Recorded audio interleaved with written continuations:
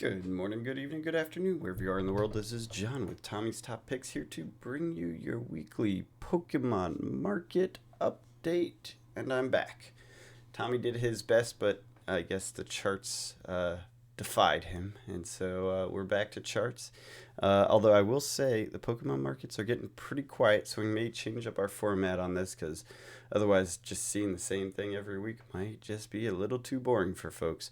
We're talking about it. We'll see what it is. If you have some opinions on that, leave a comment below. Let me know what you think, and let's jump right into it. First and foremost, Astral Radiance Booster Box down 4.69% to 122.65. That is with shipping on the current listing on TCG Player.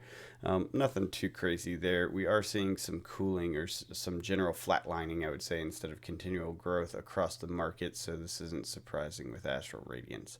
Lost Origins being the next. This is up 6.6% to 143 from 134. That's pretty good. It looks like a next leg up. We'll see if it holds. I doubt it will hold, but I could be wrong because we are in a bit of a weird time in this flux between eras. But reality is Lost Origin has a high probability of a reprint at some point. I don't think it will have a major impact on price, but it will help flatline it.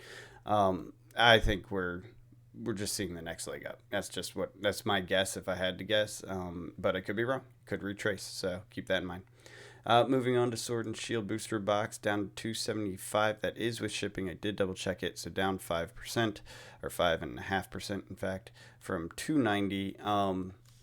That seems like a pretty good deal if you're interested in the old stuff. We don't really get large dumps or pumps anymore, or at least in the past month or so. So, when you see a 5% drop, that's a time to put capital in. If that's a place you're interested in putting capital in, obviously, this is not financial advice. Moving on, booster box cases. We have Chilling Reign went up 5.89% to 898 from 848, so it continues to climb. That's actually really good for me because I have some of that sitting around. That's about it. I guess the one other notable, and this is early days, so I won't take any of this as anything more than just a discussion point. Scarlet and Violet booster box is up 6.5. Now, that is good news because we have been declining essentially the whole time, just small declines, not huge declines, from the first listing of a pre-release. So it's finally bounced off a bottom. We'll see if it holds. I don't know. It's still early. Once it's released, obviously everything here is kind of ignored, and you have to go based on actual market activity, which is why I don't really chart this or pay attention to the pre-release numbers too closely, other than to say, don't buy at 148 because it will probably come down, right? That's, I think, going to be true across the board.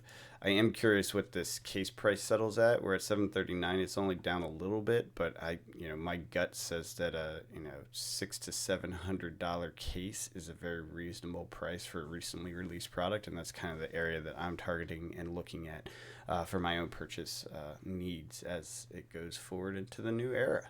All right. I did want to point out. Where is it? This one. Rebel Clash is out of stock on TCG Player. Now, that said, I did find it listed elsewhere for about $1,300.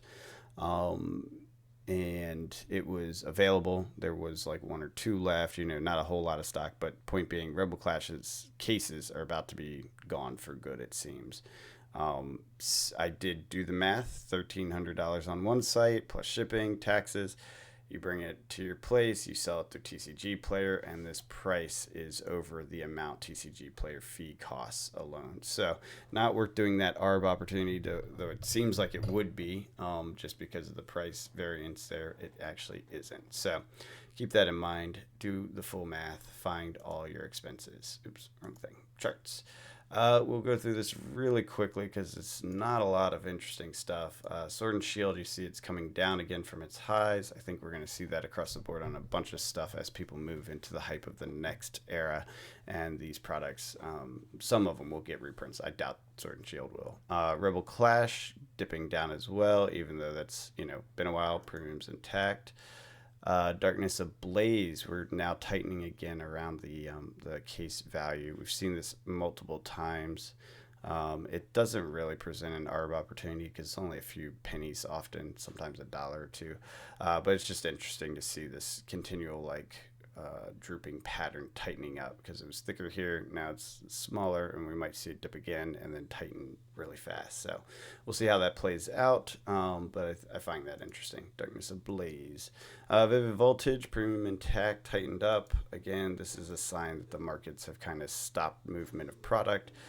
Cases being in alignment, in parity with boxes, and we're seeing that across the way. That's Battle Styles.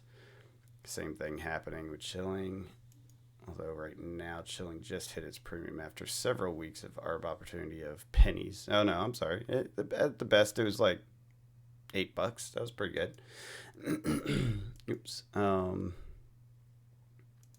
See here. Yeah, everything's just tightening up and sitting in parity. This is what happens when the markets basically get illiquid as everyone waits for the new era and the reprints. Fusion Strike. Let's see. Brilliant Stars. Okay, this is where we're a little more chaotic. Still in parity, like you can see them moving together, and really only a $3 variance, so it's not that different. It's just there's a lot of variability here. Yeah, that's Brilliant Stars. We could see a reprint of that. I doubt it, but we could. It's in the last 4 sets, so it's reasonable to at least assess that risk. Premiums in place for Astral Radiance. It's actually higher than it has been for a while. We'll see if they cross again. They seem to be doing this dance for a while. But again, most of this just says cases are in parity with boxes, and that's pretty normal. And a slight premium on Silver Tempest. I suppose this one has the highest risk of reprint, so that's probably why. All right, that is it for your Pokemon update. Like I said, there wasn't that much to talk about today.